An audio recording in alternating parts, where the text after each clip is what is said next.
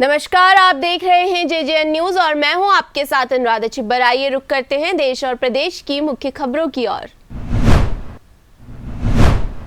आम आदमी पार्टी के वरिष्ठ नेता और दिल्ली के उप मुख्यमंत्री मनीष सिंह सिसोदिया ने कहा कि आम आदमी पार्टी की उत्तराखंड में जीरो वर्क सीएम की बात सच साबित हुई है। उत्तराखंड में त्रिवेंद्र सिंह रावत को मुख्यमंत्री पद से हटाकर भाजपा ने 2022 में होने वाले चुनाव से पहले ही हार मान ली है। त्रिवेंद्र सिंह रावत के मुख्यमंत्री पद से इस्तीफा देने के बाद कांग्रेस ने उत्तराखंड में नए सिरे से चुनाव कराए जाने की मांग की है। उत्तराखंड के पूर्व मुख्यमंत्री और कांग्रेस के वरिष्ठ नेता हरीश रावत ने कहा कि भारतीय जनता पार्टी राज्य में अस्थिरता लाने के लिए जिम्मेदार है, उसे सरकार बनाने का कोई हक नहीं है।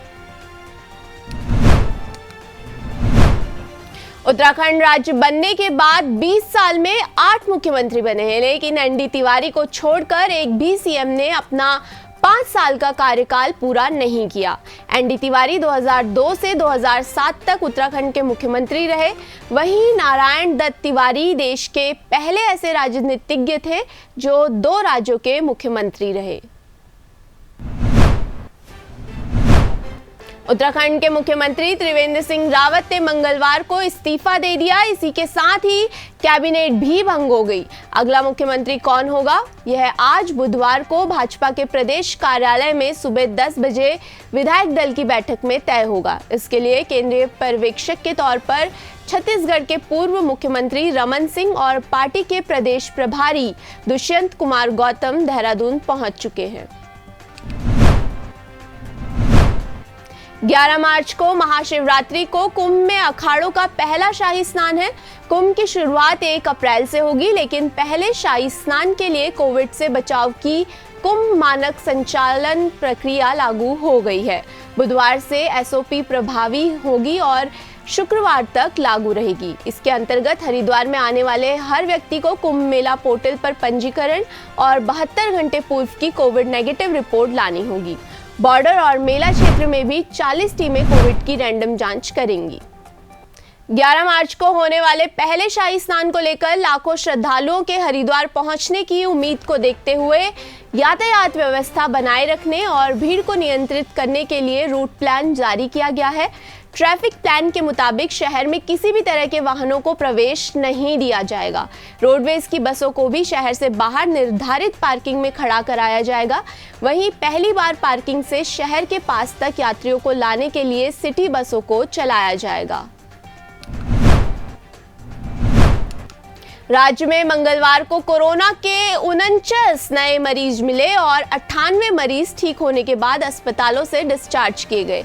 इसके साथ ही राज्य में कुल मरीजों की संख्या 97,529 पहुंच गई है। स्वास्थ्य विभाग की ओर से जारी हेल्थ बुलेटिन के अनुसार मंगलवार को बागेश्वर, चमोली, पिथौरागढ़, रुद्रप्रयाग, टिहरी और उत्तरकाशी में किसी भी मरीज में कोरोना संक्रमण नहीं पाया गया है, जबकि अल्मोड़ा में 1, चंपावत में 1, देहरादून में 24, हरिद्वार में 8, नैनीताल में 5, पौड़ी में 3 और यूएस नगर में 7 मरीजों में कोरोना संक्रमण पाया गया है। उत्तराखंड हाईकोर्ट को नैनीताल से शिफ्ट करने के लिए धरातल पर काम शुरू हो गया है। हाईकोर्ट भवन के लिए हल्द्वानी के गौलापार क्षेत्र में जमीन देखी जा रही है। इस संदर्भ में वन विभाग को शासन से 50 एकड़ जमीन देने के लिए पत्र भेजा गया है। बता दें कि कार्यवाहक मुख्यमंत्री त्रिवेंद्र सिंह रावत ने बीते दिनों अपने नैनीताल भ्रमण के दौरान कहा था कि हाईकोर्ट को नैनीताल से शिफ्ट करने की स्थानीय स्तर पर मांग उठ रही है और इसीलिए हाईकोर्ट के लिए नई जगह देखी जा रही है। कोरोना वायरस की मार झेल रहे पाकिस्तान को 4.5 करोड़ वैक्सीन खुराक देने वाला है भारत। पड़ोसी मुल्क को मिलने वाली वैक्सीन की ये खुराक वैक्सीन और टीकाकरण के लिए ग्लोबल अलायंस के तहत मिलने वाली है। पाकिस्तान के राष्ट्रीय स्वास्थ्य सर्विस के संघीय सचिव आमिर अशरफ ख्वाजा ने बताया कि इस्लामाबाद को मार्च में भारत में निर्मित कोविड-19 वैक्सीन की 4.5 करोड़ खुराक मिलने वाली है। यूपी के मुजफ्फरनगर में क्षेत्रीय पंचायतों ने एक अजीबोगरीब फरमान सुनाया है।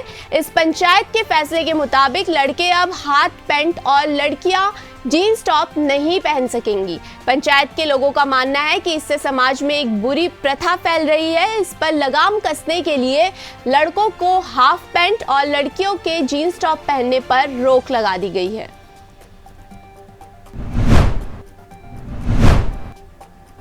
अभी के लिए बस इतना ही। आप बने रहिए JJN न्यूज के साथ। नमस्कार।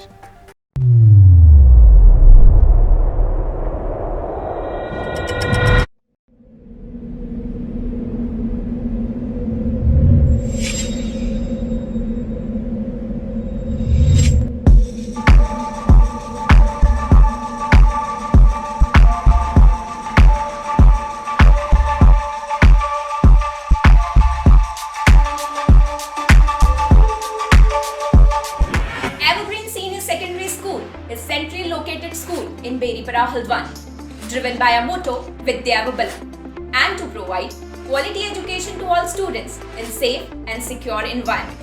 Our school is well technologically equipped school that offer sound learning platform and good opportunities for overall development of students.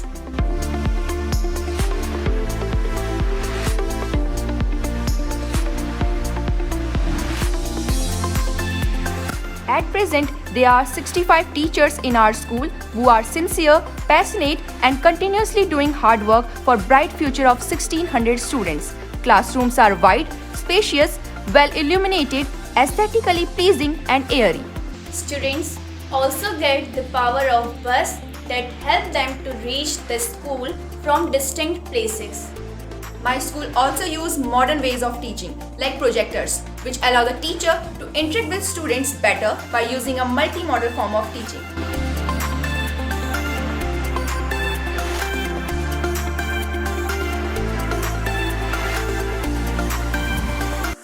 Quantum mechanics does not found in a Hilbert space, but it occurs in laboratories. Physics is that branch of science where experimentation is the integral part of the core subject. Physics is all about mechanics. Here in our physics lab, students are able to develop their understandings by doing experiments in front of their eye and by doing it. This helps them to motivate them to participate in various physics activities, thereby score the best to make their future bright. Our school laboratories has excellent facilities and ideal atmosphere to support creativity and development of students in the field of science and technology.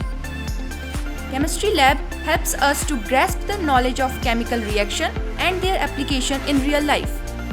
School biology labs has modern infrastructure providing broad range biological and biochemical techniques with in-depth practical training.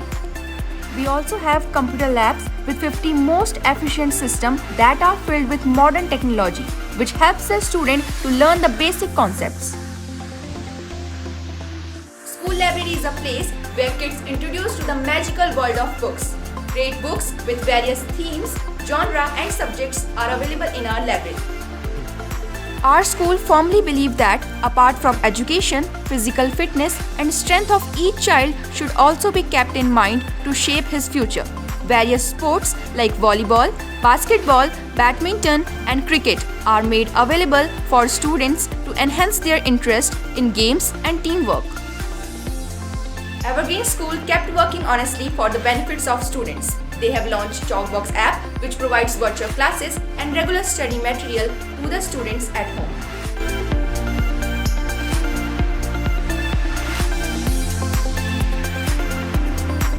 In today's world, our school enriches our journey through education by blending life, fun and nature.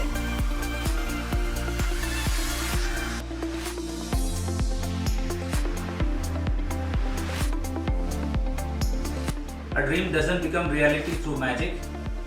It takes hard work, dedication, sweat.